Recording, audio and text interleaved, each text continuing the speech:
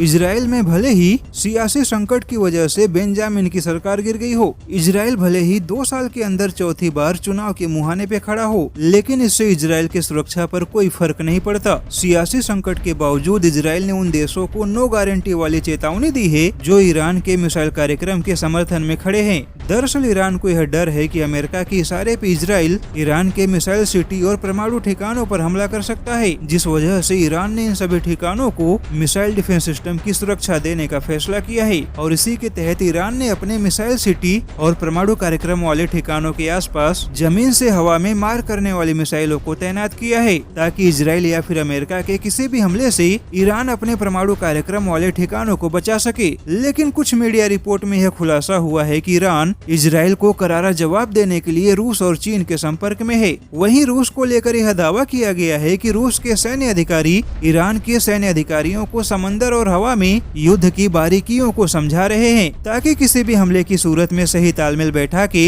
Israel या फिर America के हमले को न केवल रोका जा सके बल्कि पलटवार भी किया जा सके। और इन खबरों के सामने आने के बाद इजराइल ने बिना नाम लिए रूस और चीन को दो टूक जवाब दिया है कि इजराइल ऐसे किसी भी चीज के सही सलामत होने की गारंटी नहीं दे सकता जिसका मकसद केवल इजराइल को नुकसान पहुंचाना हो। दरअसल इजराइल ने रूस और चीन को बहुत ही कड़ा संदेश दिया है कि वह ऐसे किसी भी ठिकानों पर हमला करेगा जहां पर इजराइल को नुकसान पहुंचाने के हथियार बनाए जाएंगे। इजराइल ने कहा है कि वह किसी संयुक्त परियोजनाओं पर भी हमला करने से पीछे नहीं हटेगा, यानी कि इजराइल ने साफ साफ चेतावनी दी है कि वह रूस, चीन और ईरान के संयुक्त योजनाओं पर भी हमला करने से पीछे नहीं हटेगा। और इजराइल के ऐसे चेतावनियों के बाद रूस और चीन के कान खड़े हो गए हैं और अब ऐसे ही दावे किए जा रहे हैं कि निकट भविष्य में ईरान की धरती पर इजराइल और अमेरिका की संयुक्त सेना ईरान के ऊपर बड़ा हमला कर सकती है। और उस समय क्या रूस और चीन ईरान की सहायता के लिए अपने कदम बढ़ाएंगे या नहीं, यह सबसे बड़ा सवाल है।